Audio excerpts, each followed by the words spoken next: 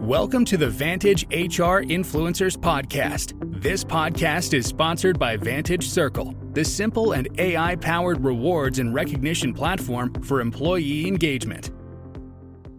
It takes much effort to achieve outstanding results in organizations, but leaders who encourage the heart do it quite easily and seamlessly. However, we can see only a few leaders who encourage the heart in the corporate world. What could be the possible reason for that? Let's know in today's episode of the Vantage HR Influencers Podcast. I'm Shrishmita, your host, and I have with me our guest speaker today, Mr. Shridhar Sampath. Sridhar is a motivational speaker, CEO coach, corporate educator, facilitator on leadership, strategy, and finance at Motivaluate Consulting and Training, Free Zone Limited Liability Company. Welcome to the show, Sridhar. Thank you very much, Susmita. Okay, so before we start with the topic today, Sridhar, would you like to tell us a brief about your journey in the corporate world? Sure. I started off as an accountant, basically many years ago, many moons ago, having completed my CA articleship in a company in Dubai. So I've had zero experience in India, but then I've spent most of my time, actually my entire career, internationally. And climbed my way through the ranks to become a finance manager, I got the opportunity to work in interesting locations like Turkey, Egypt, Italy, and then Russia and Kazakhstan. And I finally was the Eastern Hemisphere finance director of a very large oil and gas services company, from where I left after 25 years of service as a finance professional. Luckily, my chartered accountancy degree and subsequently my CA qualification gave me a lot of support in making my career very fruitful. But yeah, so by around 2010, I left the corporate world and moved into running my own consultancy firm, focusing on leadership, coaching, consulting, and financial re-engineering as well. Yeah, that's quite a turnaround, actually, Sridhar, I think. So what inspired you to turn into a professional, motivational speaker and a facilitator on leadership? I think it was my desire to make a bigger impact on people. So when I was working in Egypt, I noticed that I was working with an oil and gas services company. There were some very smart engineers who somehow struggled when they had to lead an organization, when they had to make smart business decisions. And I spent a lot of time trying to help them sort out their issues professionally. Subsequently, what I noticed was that in every organization that I went to, you always have some skilled technocrats who struggle with business decision making, leading people, and I used to do public speaking.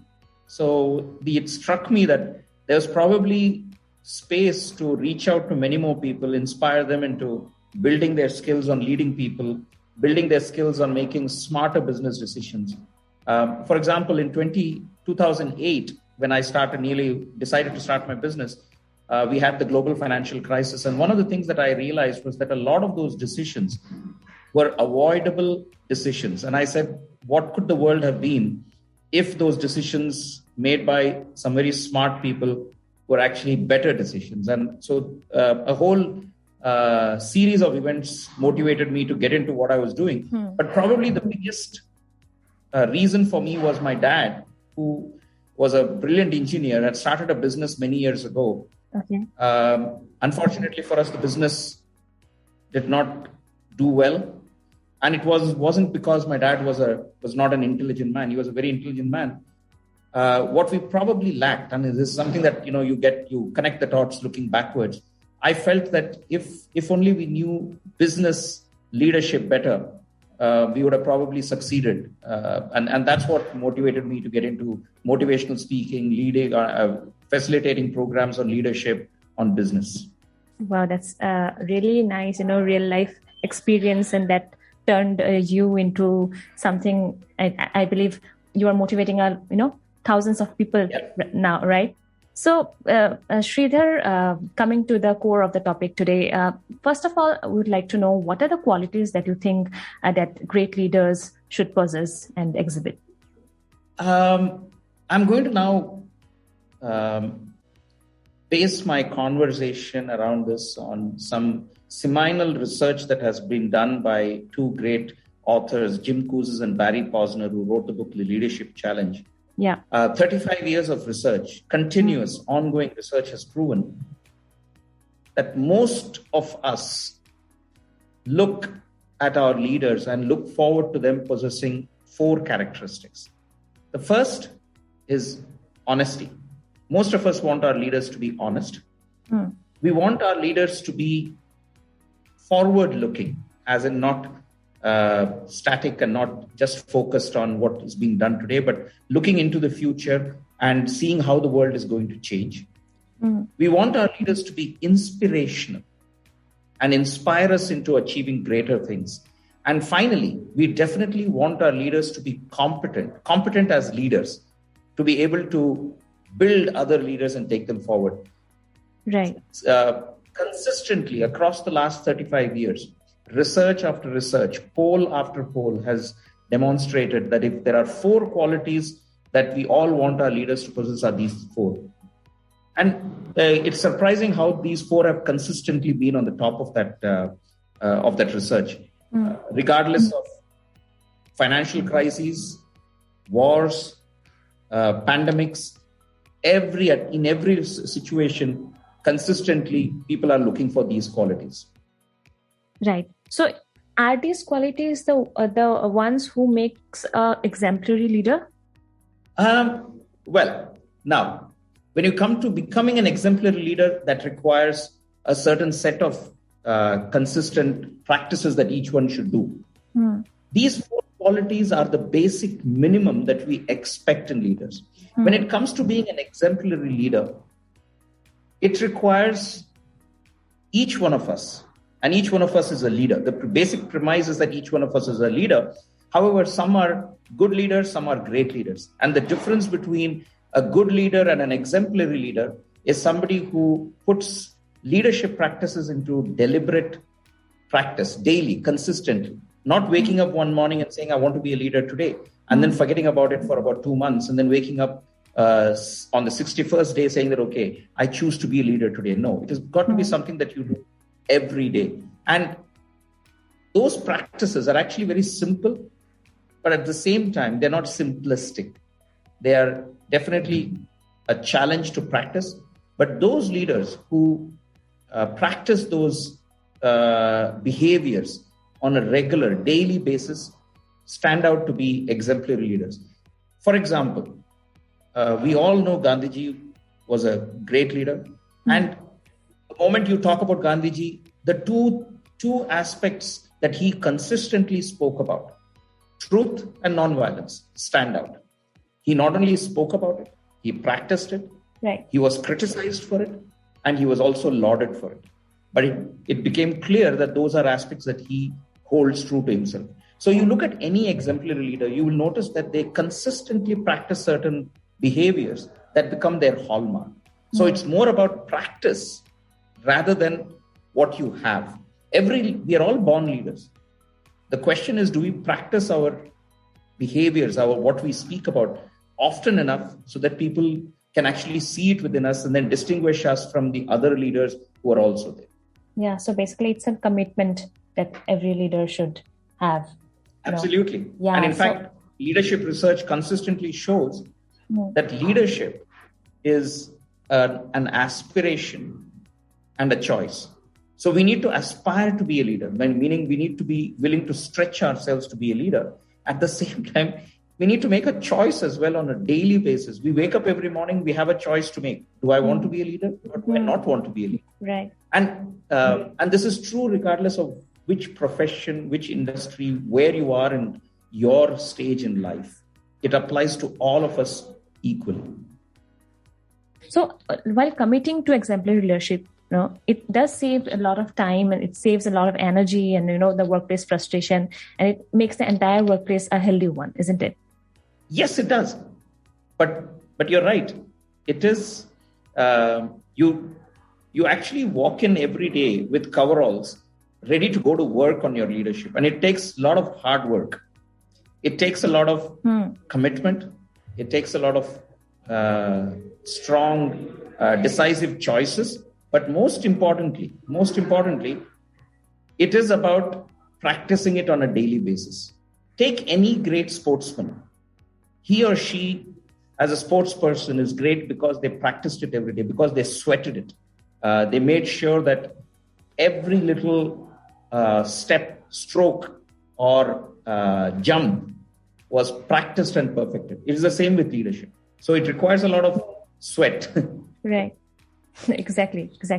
So talking about the 5 practices of exemplary leadership, Shridhar, as we're discussing, modeling the way, inspiring a shared vision, challenging the process, and enabling others to act, and finally, encouraging the heart. That's what we want to discuss today. Can you describe what encouraging the heart exactly means? Sure. Jim Kouzes and Barry Posner boiled down all whatever leaders do, that their top behaviors, into 5 practices. Right. Modeling the way is about establishing shared values and practicing. Inspiring a shared vision is about getting people to share a vision, but then inspiring them, inviting them to participate in it. Challenging the process is about consistently looking for ways to improve whatever we do. Enabling others to act is about empowering the competence in people so that they become leaders. But most importantly, all of these practices are stitched together, are held together by the last practice, which is encouraging the heart. Now, encourage the heart is about making people, recognizing people for their individual contributions. But not only recognizing them, but putting together a spirit of community around them as well, so that everybody feels to want to belong to a larger purpose by encouraging their heart. Now, what does encourage the heart mean? Sometimes a simple thank you can encourage somebody's heart. But sometimes you need more than just saying thank you. You need to, let's say, for example, recognize people's contributions. But how do you recognize somebody's contributions? You need to establish very clearly what you expect them to do. And encourage the heart is about believing that people will do their best and expecting the best from them. So people will do their best, but also expecting the best from them. Take most of us as adults, some of us who have children, we all know that when you expect mediocrity from your child, you get mediocrity. But when you expect excellence, you get excellence.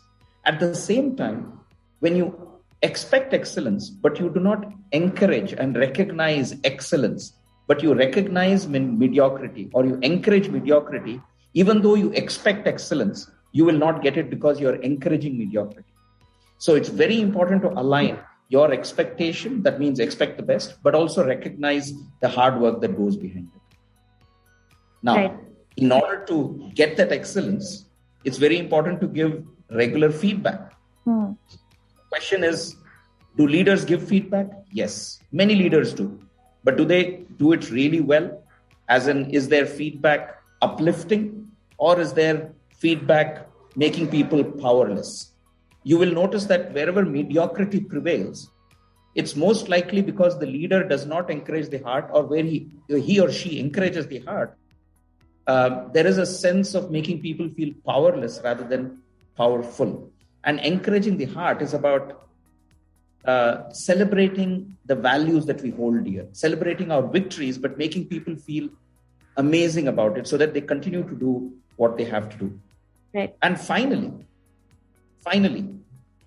let me just give you an example of how some leaders have actually encouraged the heart. Yes. I want you to imagine an organization that has 400 people. And I want you to imagine the CEO of the company, for every team member's birthday throughout the year, making sure she has a card and she handwrites a happy birthday message and a thank you for being a part of our team message, handwritten, with the signature and the date and sends it across to this employee, what do you think the employee would feel? Well, I would personally feel really happy and special to receive that, because a personalized handwritten card is a rare thing to receive these days. Yeah. And if you were that person, Sushmita, I'm sure you would go around showing it to people. Yes, definitely. Correct? To all my colleagues, for sure. Yes. And that is probably one of the most difficult things. But when leaders personalize the recognition, and I'll give you a simple example. Many years ago, I worked in an organization and we had the monthly reward system, right? A lot of organizations have it, employee of the month. And that month, two of us got a McDonald's voucher, right? It was valuable. It had a value attached to it. I remember it was around 50 dirhams, which could basically mean that I got 3 meals or something like that. However, the challenge was that I did not like McDonald's. So what was my value to that gift? Yes, I saw it. I received it. I thanked them for it. But it did not really warm my heart. At the same time, instead of that 50 dirham or 500 rupee or 1,000 rupee McDonald's voucher, if my leader had said, Sridhar, I want you to take 2 hours off and just go and spend time with your family, because we were going through a very difficult work scenario at that time, I would have probably valued it a lot more, because for me, the time with my family was probably more important. Much more valuable, right? Voucher, right? This distinction of personalizing a recognition to a team member is very powerful and is probably at the basis of encourage the heart. Right. So is it difficult to put encouraging the heart thing into practice as a leadership strategy? Because we do not see a lot of leaders use it. So the beauty about anything in this world, Sushmita, is that it is difficult until we do it. Right? So as a person, I'm not, I never knew I had the human side of me for many years as an accountant. I was focused on numbers. I was focused on delivering results. But as I started practicing leadership myself, I realized I needed to do stuff that I would not normally do. I needed to move out of my comfort zone. So to answer your question, is it easy to put encouraging the heart into practice? Yes, it is always difficult initially. But over a period of time, I've learned how to do it better and better. So why do so few leaders use it? Because like anybody else, as human beings, we are afraid of being criticized. We are afraid of being ridiculed. We are fearful of being judged. We always ask, what will other people think about it? But as long as we are clear as leaders as to what we intend to do and why we want to do it, and then actually execute it, starting in small steps, experiment by doing small little things, it becomes easier and easier. Now, my experience has been that the generations that are now coming on, the millennials and all these people, actually find it easier to encourage the heart, because the whole ecosystem around the social media has made it easy for people to demonstrate encouraging the heart by doing a simple thumbs up, a heart, a smiley on social media. Some leaders who come from a little bit earlier times, who were not encouraged, because I don't know about you, but when I was young, my parents would find it very difficult to encourage my heart, because they would say if we praise him in front of others, he'd probably, become a spoiled brat. Right. And that stayed with me for many years. It stays with us. Yeah. But now the generation is such that people are more willing to encourage the heart. So I see that changing. However, the challenge we all have is that a lot of us industry leaders are of the generation where I come from, where encouraging the heart was not something that was inculcated in us. We were told that if you praise somebody too much, they would probably do something poor with it. Now that needs to shift. And that comes from the leader's ability to have the confidence that if I encourage the heart, if I take a chance with my people, if I learn to trust, then it will do good or do more good than more harm. And that is exactly the essence about it. So what can leaders do about it? Take a chance. take a chance with encouraging the heart. Yes, it will be tough initially, but as you take small incremental steps, it gets easier and easier. Beautifully explained, Shridhar. Really love the way you explained that. Moving forward, Sridhar, it would be great if you can cite a few examples where corporate leaders have learned the lasting value of exemplary leadership, or you can say the lasting value of encouraging the heart. Absolutely. There are many great examples. The example that I gave you about that small card is actually a real life story of one of the leaders that I work with who makes it a habit. Okay. But let me give you another very simple example. I worked in the oil and gas, in an oil and gas multinational. And one of my leaders, the managers in one of our team leaders, his daily ritual, if I may use the word, his daily ritual was to, one, have a huddle with all of us. But more importantly, after the huddle was over, he would walk to everybody's table and he would just have a conversation about something that he noticed in the previous day or the previous couple of days that really he felt was important to point out and encourage and recognize. So he made it a point to make note of simple things that we did, but were demonstrating how we were committing ourselves to the organization. For example, he would come across to my desk and say, Sridhar, yesterday I noticed that you picked up this small little paper that was on the corridor and just threw it into the bin. I just wanted to thank you that I noticed it and I know how important it is. As a team, we want to keep our workplace really spick and span. And you were demonstrating it in such a simple way. Now, the moment I heard that, the first time I heard it, I was shocked. I said, oh, this man observes. But not only does he observe, he also appreciates. So what do you think happened with me? Next time, every time I see something lying somewhere, I put it straight. And that became a habit. Yes, and he didn't, it took him probably 30 seconds motivation to communicate it to me, but it left a lasting impact on my mind. I'll give you another example. Right. My dad, I told you we had a small business. So one of the things that we had in our factory was that we were a foundry where we would manufacture iron and steel castings. And having anything inflammable in the factory floor, on the factory floor, was a risk, was a safety risk. My dad used to keep encouraging all our workers to say, please remove any cleaning material, inflammable material from the floor so that we don't have a risk. But then somehow the people are not getting inculcated. So my dad did a simple thing. One fine morning, he took a simple bucket and right in the morning when everybody was working, he started walking around the whole factory floor, picking up those inflammable waste material and putting it into the bucket and going and throwing it. Believe me, by day 10, we had another 2 people who before my dad would come to the floor and start walking around, they would be walking around cleaning the stuff. Now, what was dad doing? He was demonstrating exemplary leadership by leading by example. And whenever he noticed somebody doing it, he would just immediately praise them to the sky because it was a very important thing. You know, a small little fire in a foundry where you have molten metal is a huge risk, not only to the business, but also to the people around. And it was very important to inculcate that leadership behavior in the people by demonstrating through examples and by encouraging the heart.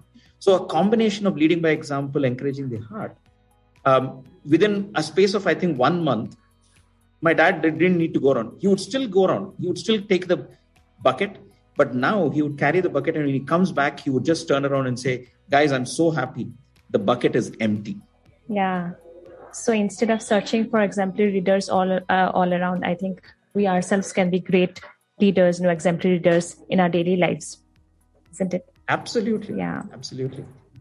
Okay, Sridhar. So what are the top leadership trends that you see coming into 2022? So I think empathy is one of them. Yes. That most of our speakers have already mentioned in our podcast. So what other trends do you see coming into? So, yes, definitely with the digital transformation and with the disconnect, the human disconnect that we are experiencing, empathy is powerful. However, my experience has been even to be an empathetic leader. The key trend that I'm watching, I'm noticing leaders struggling with and making a sincere attempt to overcome is their ability to, as we say in the leadership challenge, to challenge the process, to break it down into small aspects. Now, empathy is a huge word. We don't realize how big it is until we really start practicing empathy. So the question is, how does one practice empathy?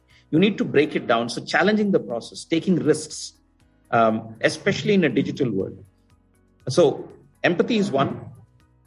Challenging the process and making sure that you build small shifts every day is critical. But in my opinion, the biggest shift that we all need to, that I see coming up, is how we as leaders adopt technology on a daily basis to make sure that we are making a difference to the people. Why is that a leadership trend? There are many organizations that have succeeded in bringing about transformation through technology. However, my experience also shows that we are exploiting that technology only to a limited extent. We are really not seeing the full power and the benefits of technology. So if there is one top leadership trend that I see coming up in 2022 and beyond, is the leader's ability to inspire people, exploit technology as a tool and not let it become a Frankenstein monster, and knowing fully well that this tool can be used very well to lead and direct other people. So having the mindset to adopt technology, digital initiatives, but use it powerfully for the betterment of people. I see that as a huge trend coming up. Yeah, so not just for the remote work structure, right? For the in-office work structure also, HR technology or any other technology actually has a great role to play today. Absolutely. You see, the other challenge that we all face is when we talk about technology, again, we make it sound bigger than what it is. Technology is an enabler. Accepting technology is a human behavior. Bringing the two together is our competence.